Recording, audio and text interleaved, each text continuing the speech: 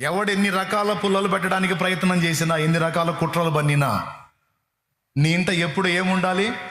నీ నోట ఏముండాలి? అది స్తుతి, ఆరాధన. ఎప్పుడు నేను చెప్తున్నాను, ఇంట్లో ఎప్పుడు కూడా, ఒకవేళ మీరు బాగలేకపోయినా ఇంట్లో ఎప్పుడు స్తుతి ఆరాధన ఉండేటట్టు, దేవుని పాటలు ఎప్పుడు ఇంట్లో మోగేటట్టు చూడండి. ఎప్పుడు యేసయ్య పాటలు మోగాల ఇంట్లో. నీ కారులో, నీ ఆటోలో, నువ్వు వాహనం నడిపితే వాహనంలో, నువ్వు ఎక్కడ పని చేస్తున్నావు అక్కడ ఎప్పుడు దేవుని స్తుతి ఆరాధన నీ చెవులకు ఇంపుగా ఉండునట్లు జాగ్రత్త పడితే నీ హృదయం ఎప్పుడు దేవునికి కనెక్ట్ అయి ఉంటుంది. దానివల్ల ఫలితం ఏంటి? దేవుణ్ణి ఆరాధించడం ద్వారా ప్రయోజనం ఏంటంటే, బాలుర యొక్కయో చంటి పిల్లల యొక్కయో స్తుతుల మూలమున దుర్గం స్థాపించాడు. ఆ దుర్గాన్ని ఛేదించుకొని ఏ శత్రువు కూడా నిన్ను దెబ్బతీయడానికి సాధ్యపడదు. ఇది ఇప్పుడు మళ్ళీ ఒకసారి పాడండి. నా బలమా, నా కోట, ఆరాధన నీకే. నా బలమా, నా కోట, ఆరాధన నీకే. నా దుర్గమా, ఆశ్రయమా, ఆరాధన నీకే. నా దుర్గమా, ఆశ్రయమా, ఆరాధన నీకే. ఆరాధన, ఆరాధన. అబ్బా తండ్రి నీకేనయ్యా. చాలేమన్నది మాకు చిన్నపిల్లలకి చెప్పినట్టు చెబుతున్నాడు. మాకు తెలుసులే ఆ మాత్రం. మరి తెలిసి చేస్తున్నావా మరి? ఓ పాట పాడమంటే 33 మెలికలు తిరుగుతావు. నేను పాట నాకే వచ్చా అనుకుంటా.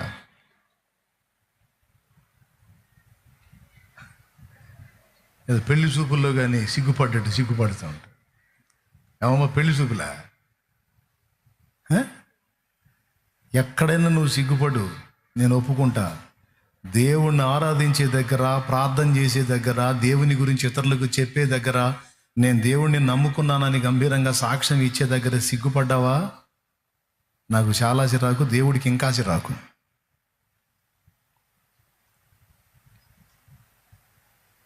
దేవుడికి ఇంకా చిరాకు.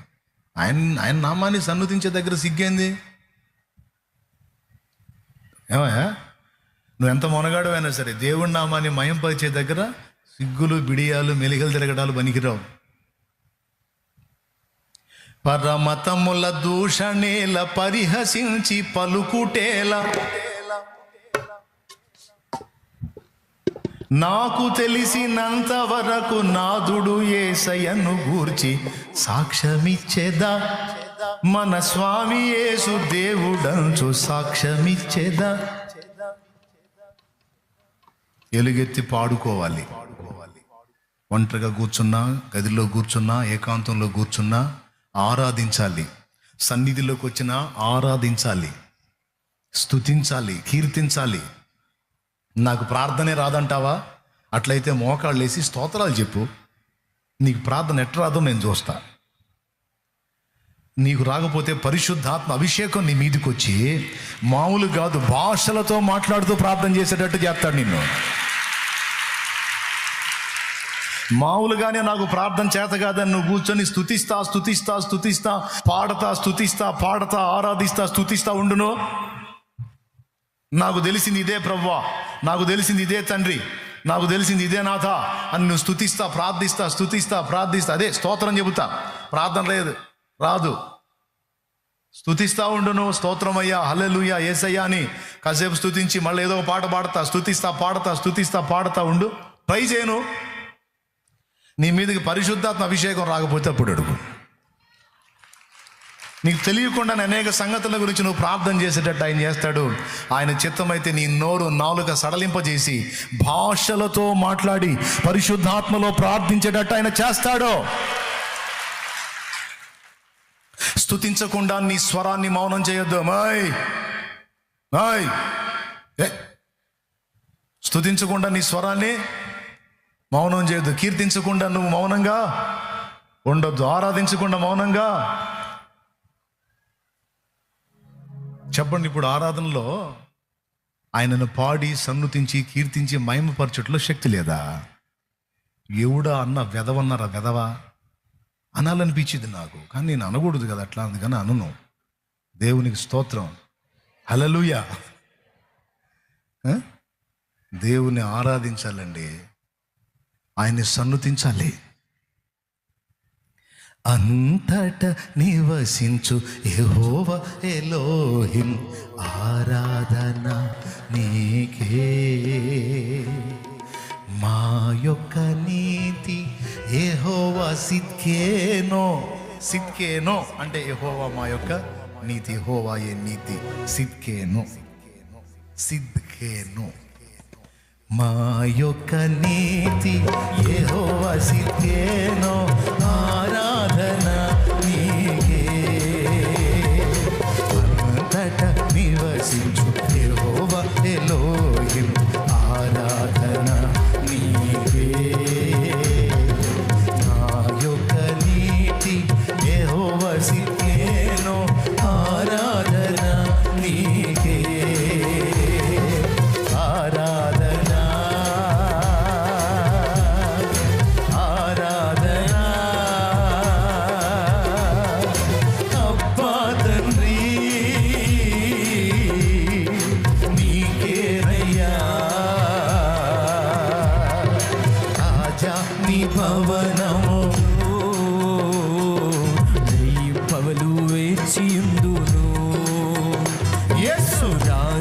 నీ భవనములో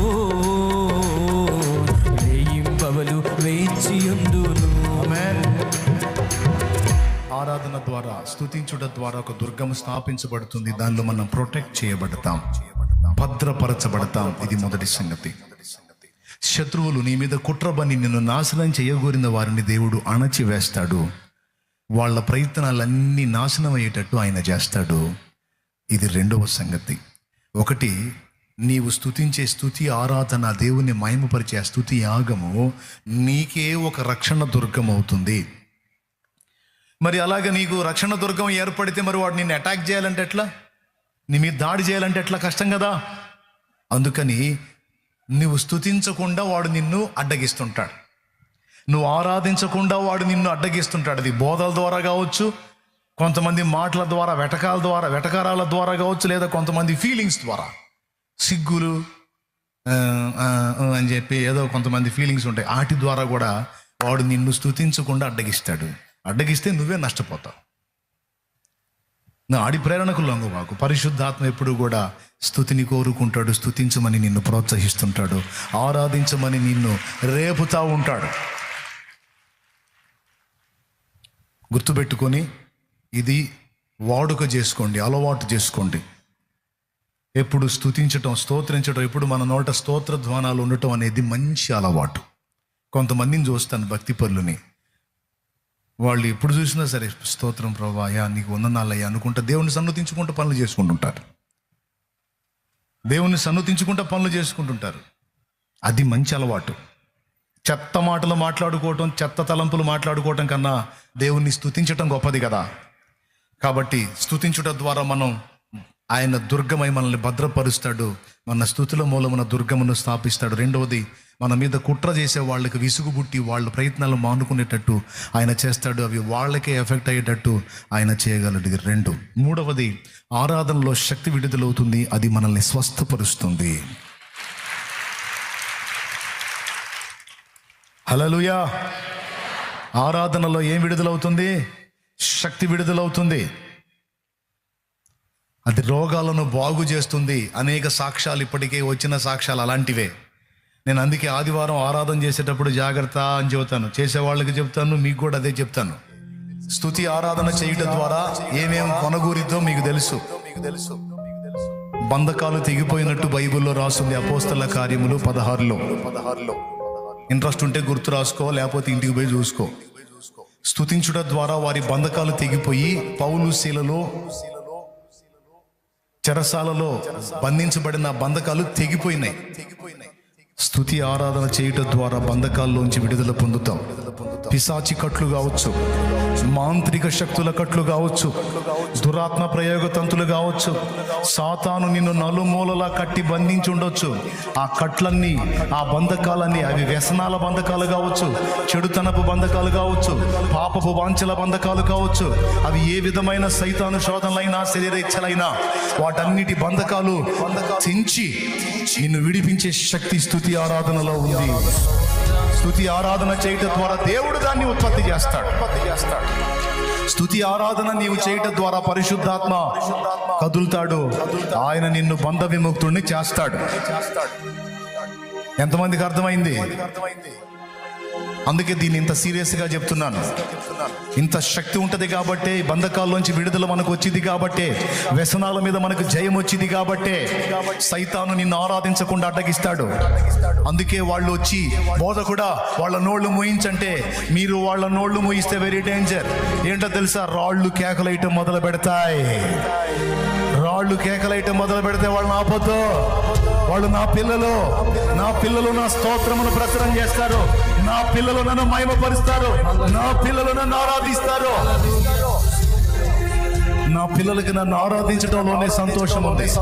నా పిల్లలకు నన్ను ఆరాధించడంలోనే ఆనందం ఉంది. నా పిల్లలకు నన్ను మహిమపరచడంలోనే శక్తి ఉంది. వాళ్ళు ఆపొద్దు అని నా ప్రభు వాళ్ళని అడిగించాడు.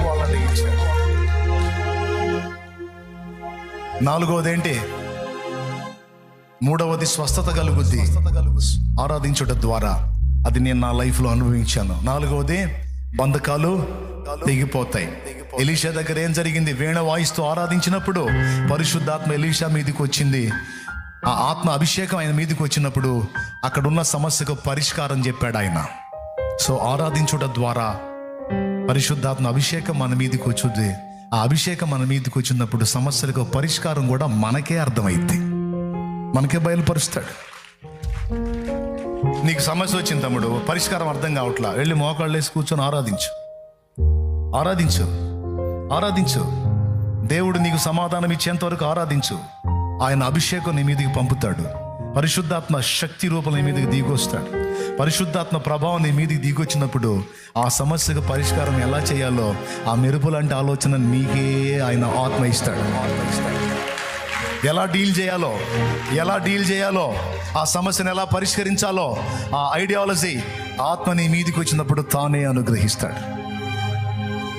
ఇప్పటి వరకు దేవుని కృపను బట్టి నేను జరిగించుకుంటూ వచ్చినటువంటి పనులన్నీ కూడా దేవుడు నాకు అట్లా ఆయన ఇచ్చిన ఆలోచనలను బట్టి చేసుకుంటూ వచ్చాను.